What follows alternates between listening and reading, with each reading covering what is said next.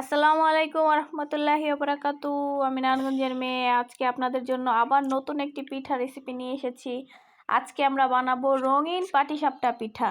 এই পাটিসাপটা পিঠা তো আমরা প্রায় সবাই খেয়ে থাকি, কিন্তু আজকে বানাবো সেটাকে কালারফুল করে পাটিসাপটা পিঠা বানালে যে কি মজা হয় সেটা দেখাইতেছি। এই যে দেখেন, আমরা প্রথমে এই পাটিসাপটা পিঠার যে ক্ষীরটা বানাইতে হয় সেটা বানাবো। এই যে দুধ দিয়ে দিছি, সেটাকে জাল করে নেওয়ার পরে আমরা আলাদা চামচ দিয়ে অল্প একটু গুঁড়া দুধ নিব।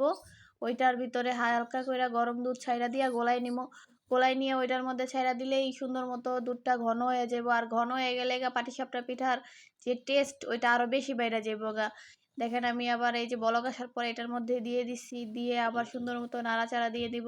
কারণ একটু নাড়াচাড়া না দিলে ওই যে গুঁড়া দুধটা যেটা দিচ্ছি সেটা সুন্দর মতো হয় না, ওইটাকে জমাট হয়ে থাকে। যে এখন আবার পরিমাণ মতো চিনি দিয়ে দিব। আমরা যেহেতু কম চিনি খাই তাই কম চিনি দিছি। আপনারা যারা চিনি বেশি খান তারা বেশি করে চিনি দিয়ে দিবেন। এটা সম্পূর্ণ যার যার ইচ্ছা। চিনি দিয়ে দিবেন, তারপর একটু লবণ দিয়ে দিবেন, আর দিয়ে দিবেন হয়েছে তেজপাতা। তারপরে ওইটা দিয়ে জাল দিতে থাকবেন যতক্ষণ পর্যন্ত সেটাই না হয়। আর তারপরে দেখেন, এই যে পাটিসাপটা পিঠার যে ইয়ারটা সেটা বানাইতেছি। চালের গুঁড়িটা আমি আগে থাকতেই ব্লেন্ডার করে নিছি। এখন ওটার মধ্যে একটু লবণ দিছি আর হালকা গরম পানি দিয়ে দিতেছি। কারণ গরম পানি যদি না দেই তাইলে ওইটা হয়ে যাবো, বেশি শক্ত হয়ে যাবো।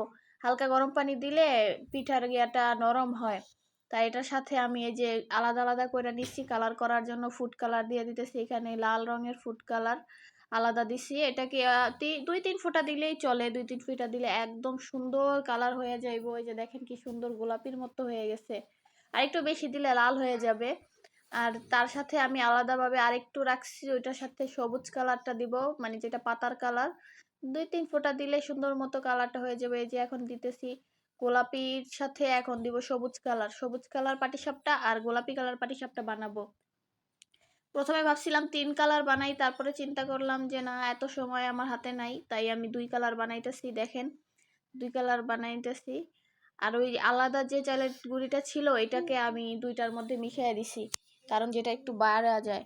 আর এখান থেকে ওই যে সাদা কতটুকু রাখছিলাম চালের গুঁড়ো, ওইটার থেকে কতটুকু দুধের মধ্যে দিয়ে দিব। কারণ ক্ষীরটা বানানোর জন্য এটাকে একটু ভারী করতে হইব, আর ভারী করার জন্য অবশ্যই একটু চালের গুঁড়া দিতে হইব। সেটা যদি ব্লেন্ডার করা হয় তাইলে আরো বেশি ভালো হয়। দেখেন, এই যে চালের গুঁড়োটা দেওয়ার সাথে সাথে এটা ঘন হওয়া শুরু হয়েছে। আর এটাকে আরো ঘন করতে হবে। আর সাথে দিব নারিকেল। কোরানো নারিকেলটা দিলে পাটিসাপটা খাইতে অনেক মজা। যারা খান না এই পাটিসাপটা নারিকেল দিয়ে, তারা জানবেন না। আমরা নারিকেল দিয়ে যে কোনো পিঠাই খাই, আর এই নারিকেল দেওয়ার পরে পিঠার টেস্টটা অনেক বেশি মজা হয়ে যায়। দেখেন, এই যে ঘন হয়ে আসছে, এখন আমি সুন্দর মতো দিতেছি। এই যে অনেক সুন্দর হয়ে গেছে। এখন এটাকে আমরা রেস্টে রাখবো ঠান্ডা করার জন্য। আর এই যে এখন আমি একটা ফ্রাই প্যান নিয়ে নিচ্ছি। ফ্রাই প্যানে একটু হালকা তেল ব্রাশ করে নিব, যেন পাটিসাপটা পিঠাটা সুন্দরভাবে উঠা আসে। প্রথম পাটিসাপটা পিঠা তো। আর এই যে দেখেন, ক্ষীরটা আমাদের সুন্দর মতো হয়েছে। এখন আমি প্রথমেই গোলাপি রঙের পাটিসাপটা বানাবো। এখান থেকে 1.5 চামচ নিয়ে নিব, যতটুকু প্রয়োজন আর কি। আপনারা যতটুকু বড় বানাইবেন ততটুকুই নেবেন। আমি যতটুকু বানাইতেছি অতটুকুই নিতেছি। পাটিসাপটাটা বানাইতেছি সুন্দর মতো হইব, কিন্তু আমার প্রথম পিঠা তো, একটু প্রথম পিঠা তেল ব্রাশ বেশি হয়ে গেছে, এজন্য একটু খারাপ হয়েছে আর কি। কোনো ব্যাপার না, আর একটু চেষ্টা করলে আরো সুন্দর হইব। আমি এখন প্রথমে তেলের মধ্যে যেটা দিছি ওইটা একটু খারাপ হয়েছে, তো এটাকে আমি রাইখা দিব আলাদাভাবে। এটা বেশি সুন্দর হয় না। এটাকে হালকা ঢাইকা নিব।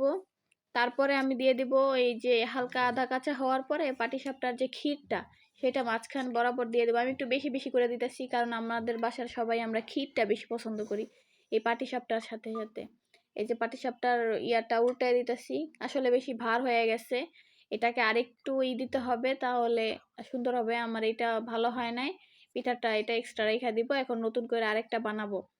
তো এটা বেশি ভালো হয় নাই। দেখেন কি সুন্দর বানাইতে চেষ্টা করছিলাম, এটাকে ফালাই দিছি। এখন এটার সাথে আরেকটা দিতেছি, আরেকটা দিয়ে নতুন করে বানাই নিব। এখানে কিন্তু আমি একটু পানি অ্যাড করছি, কারণ আমার চালের গুঁড়ির যেটাই ছিল ওইটা একটু বেশি ভার ছিল। ভারী জিনিসটা সুন্দর হয় না, তাই আমার একটু পানি দিয়া পাতলা করে নিচ্ছি। এখন এটাকে আবার ঢাইকা দিব।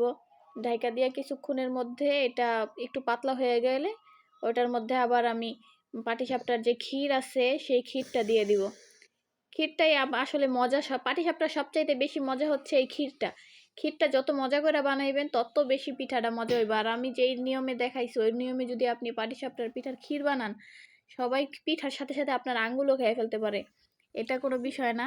আগে দেখেন পিঠাটা বানাইয়া, এই যে দেখেন আমার এরপরের পিঠাটা সুন্দর হয়েছে, অনেক সুন্দর করেই বানাইতেছি। এরপরের পিঠাগুলো আমার আরো অনেক সুন্দর হয়েছে। দ্বিতীয় প্রথম দুইটা পিঠা একটু খারাপ হয়েছে, তারপরের পিঠাগুলো অনেক সুন্দর হয়েছে। এখন আমি এটা রাইখা গোলাপি কালার তো বানাইছি, এখন আমি সবুজ কালারটা বানাই দেখাইতেছি। এই যে দেখেন সবুজ কালারটা অনেক সুন্দর হবে আশা করি, সুন্দর করে বানাইতেছি।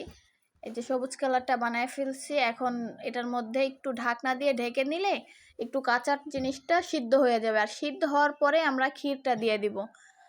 আমরা পাটিসাপটার ক্ষীরটা অনেক মজা করেই বানাইছি। আশা করি আপনারা যদি এভাবে বানায় থাকেন বাসায়, খাইলে একদম সেই লেভেলের মজা হয়েছে। জানেন, নারায়ণগঞ্জে আমরা পিঠা খাই প্রায় প্রতিনিয়ত। আমাদের বাসায় পিঠা তো সকালবেলার নাস্তা হয় চিতই পিঠা।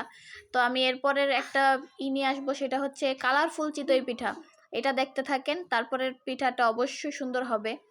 এই যে দেখেন, আমার মতো আবার কেউ হাত দিয়ে বানায়েন না। আমার আম্মু এখান থেকে বকা যে হাত দিয়ে কেন করতে হবে। আসলে ওইটা একটু আবেগের বশে, এই যে আবেগে আর কি। তারপরে এই যে আমাদের সবুজ পিঠাটা অনেক সুন্দর হয়ে গেছে দেখেন, এই পিঠাটা অনেক সুন্দর হয়েছে। তারপরে যতগুলা বানাইছিলাম সেগুলো অনেক সুন্দর হয়েছে অবশ্য, কিন্তু দুর্ভাগ্যবশত আমি ওইগুলার ভিডিও করতে পারি নাই, কারণ এতগুলা পিঠার ভিডিও করতে গেলে আমার ভিডিওটা অনেক বড় হয়ে যায়। এই জন্য আমি অতগুলা ভিডিও করি নাই। যে দেখেন আরেকটা বানাইছি, এটাও অনেক সুন্দর হয়েছে। এখন আমার পিঠার সম্পূর্ণ লাস্ট যে বানাইছিলাম, এই যে দেখেন কত সুন্দর হয়েছে পিঠা। আর আমার সাথে থাকবেন, দয়া করে আমাকে সাপোর্ট করবেন। আমিও আপনাদের কাছে আমার এই পিঠাগুলা সুন্দরভাবে প্রেজেন্ট করতে চাই। আল্লাহ হাফেজ।